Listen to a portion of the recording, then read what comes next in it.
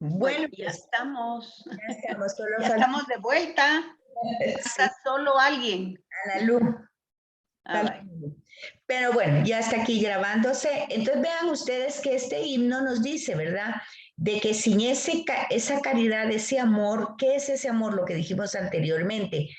Actos sin ninguna intención, espontáneos, sin esperar una respuesta, una reacción de agradecimiento o de lo que ustedes, algo que se hace simplemente porque se hace y ya.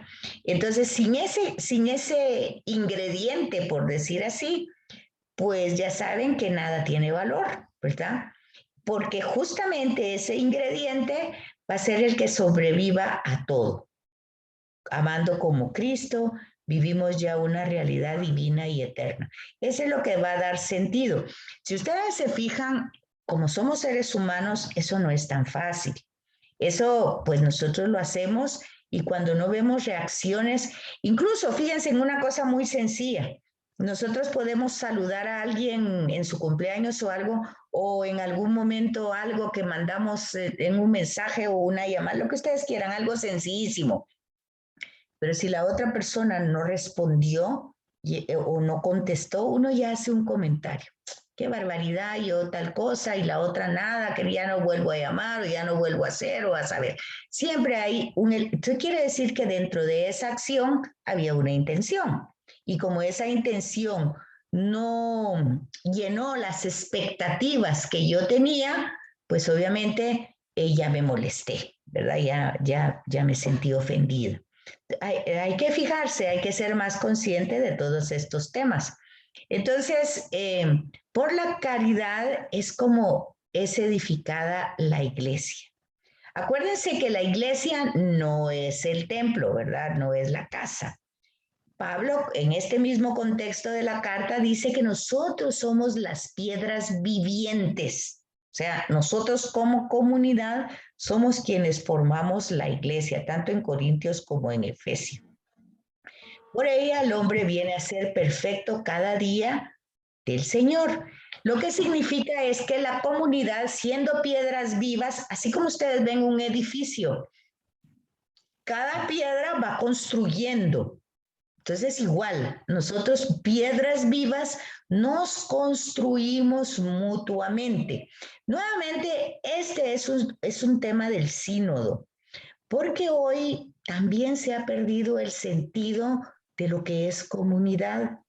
Y a veces tenemos conflictos, desavenencias, críticas, bueno, por un montón de cosas.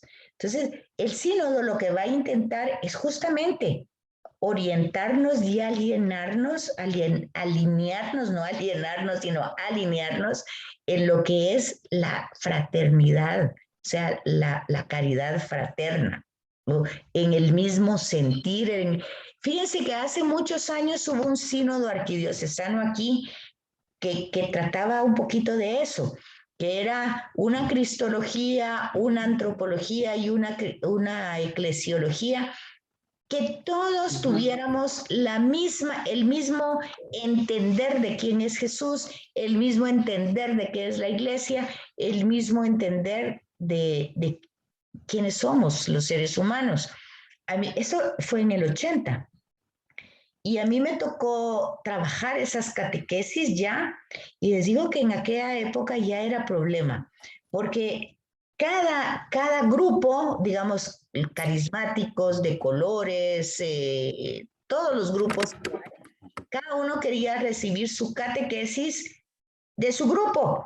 Y lo que se buscaba es que no hubiesen grupos, es decir, podían haber expresiones diferentes, pero un mismo entender y un mismo sentir de Jesús, aunque lo expresáramos de forma diversa. No se pudo. De hecho, del 80 para acá ya son 40 y pico de años y seguimos con el mismo problema, porque es muy difícil. Las personas ponen resistencia porque le dan más valor al grupo que a Cristo mismo. Entonces consideran, y por algún lado eso tiene algún sentido, porque está bien, a mí me gusta expresar mi fe bailando, cantando, gritando, aplaudiendo, está bien que la exprese así, pero está expresando lo mismo que el otro está haciendo de rodillas, callada la boca, sin moverse. Es solo lo que está cambiando, no es el Señor, solo es la expresión.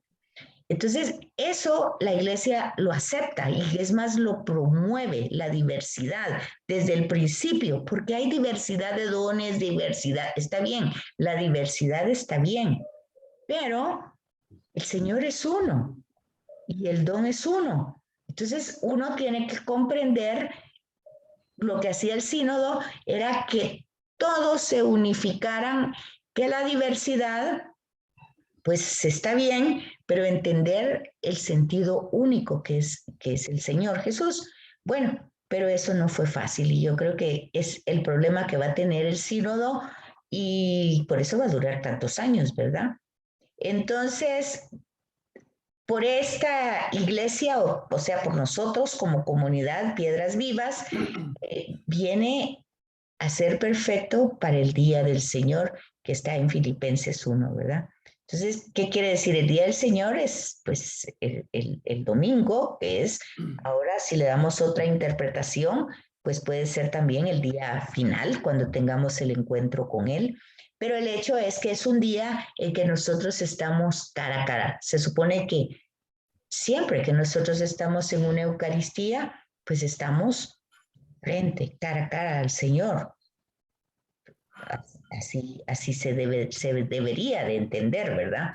No es un rito apartado de su verdadero sentido. Entonces, desde ese principio comunitario se va dando el amor en comunión. En el Evangelio de Juan se presenta esa comunión en Dios mismo, en el Padre, en el Hijo y en el Espíritu. O sea, son una comunidad de amor. De hecho, el Espíritu Santo es el amor entre el Padre y el Hijo, ¿verdad? Entonces, el cristiano frente al mundo, al que pues es que no deba amar, ¿verdad? Sino que no deba como obsesionarse, porque tampoco se trata de que lo tenga que, pues, como desechar, sino que tiene que comprender que la realidad mundial, el nuevo orden del mundo, tiene su propuesta. Y en esa propuesta yo debo de tener el discernimiento, que es lo que trata el sínodo, de cosas que, como dice Pablo, pues no es que sean malas, pero no me construyen. No todo va a ser lícito para mí porque eso no me lleva al Señor. Entonces en eso se entiende no ser del mundo, en un discernimiento, no un comentario como hacen a veces que dice, es que yo antes era del mundo y ahora yo no soy. Bueno, ¿de dónde será entonces? ¿De Marte o de dónde? Seguimos siendo. Lo que pasa es la propuesta, es las propuestas.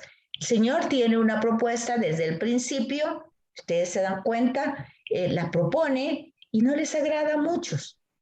Hay reacciones. Muchos quieren matarlo, muchos quieren... Mira, Betsaida, ¿cómo es eso que frente al mundo al que no debe amar? Si el mundo está compuesto por todas las gentes, o por la iglesia, ¿verdad? Esa es parte del mundo. Entonces, como que es contradictorio. No, es lo que les estoy tratando de explicar ahorita, de que se trata no tanto del mundo, sino de la propuesta que se hace, o sea, se propone, ¿verdad? Por ejemplo, si ustedes ven... ¿Cuál es la propuesta? Bueno, vea, ves, por ejemplo, viene una propuesta de la psicología que te dice, primero tú, después tú y por último tú. Esa es la propuesta de la Sí, psicología. esa es la propuesta, así es. ¿Estás tú bien? You're okay, I'm okay. Ok, entonces... Exacto. Y todo lo demás que no te importe. Y todo lo demás Eso es que no te importe. Eso es lo que dicen los psicólogos. Primero sos tú. Entonces, esa es una propuesta, ¿verdad? De una línea del mundo. Entonces, esa no es la propuesta de Jesús. No. Vaya, entonces tú tienes que discernir y tú tienes que decir, bueno, ¿cómo es esto? Tú tienes que discernir entre la propuesta del mundo desde la rama psicológica, ¿verdad? A la propuesta que te hace Jesús. Por ejemplo, por ejemplo, veamos el tema del 12 de octubre que quitaron cabezas y todo. Hubo una serie de reacciones, hasta el día de hoy siguen las reacciones de las personas. Sí, porque son los dos polos opuestos, las reacciones. Ok, sí.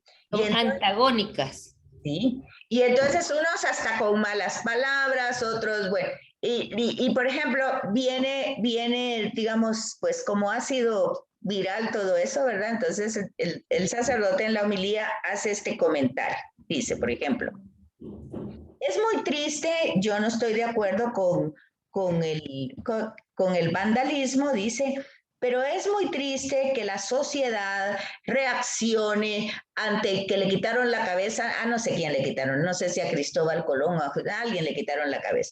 Sin embargo, mataron a no sé quién, llevaron y no sé cuánto, y empieza a contar todos los muertos que han habido últimamente, y la sociedad no se pronuncia.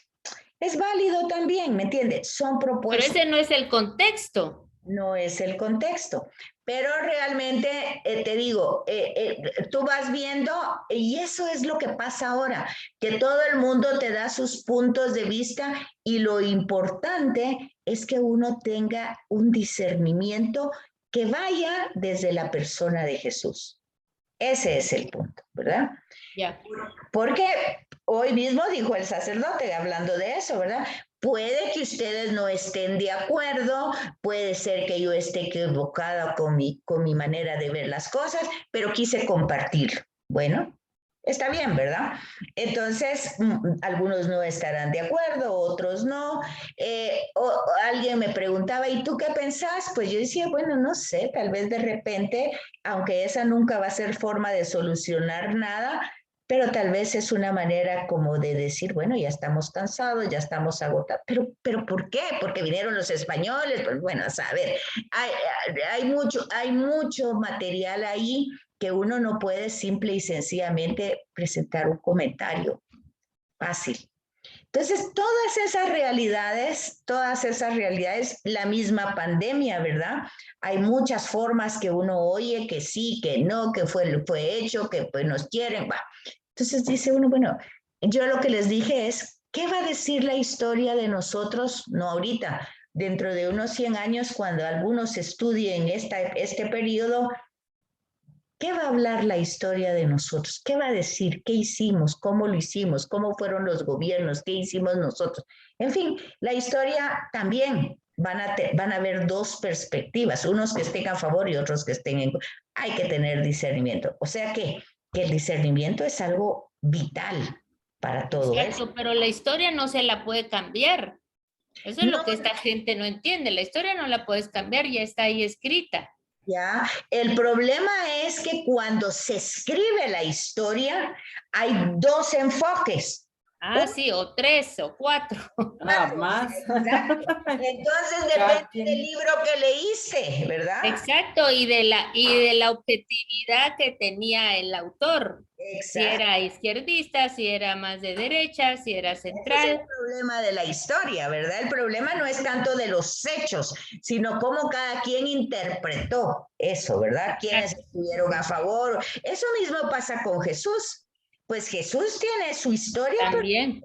Pero que nada, por ejemplo, yo oí en la anterior retiro, peregrinación que hubo en Jerusalén, Magdala.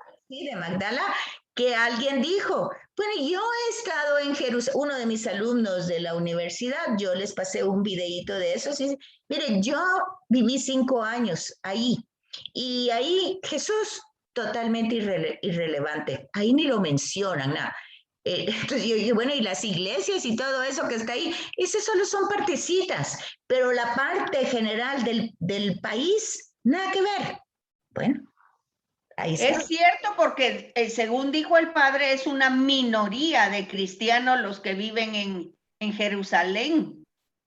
Bueno, entonces se dan cuenta ustedes de que la propuesta que hay en esos lugares son los de esos lugares.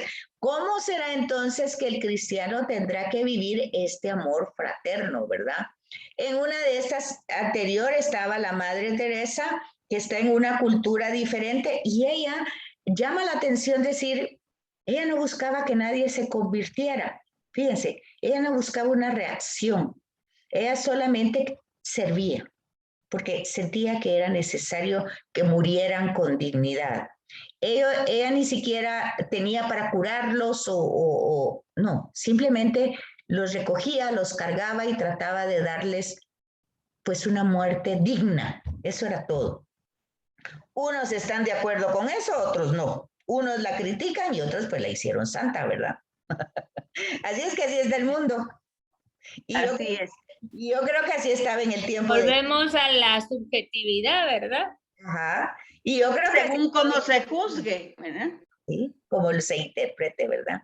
Entonces dice que aquí amarás a sus hermanos con un amor exigente y concreto, en el que entra el juego la ley de la renuncia y de la muerte, sin la cual no hay verdadera fecundidad.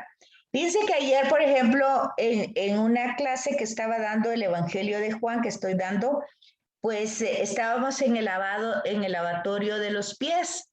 Y entonces, de alguna manera, estábamos viendo comentarios bíblicos y decía, y fíjense que me pareció a mí ayer revelador ese tema, porque cuando uno ve a una persona haciendo algo indigno, por ejemplo, algo que cuando yo les estimo a una persona, y en este caso los discípulos, sobre todo Pedro, pues estimaba a Jesús, ¿verdad?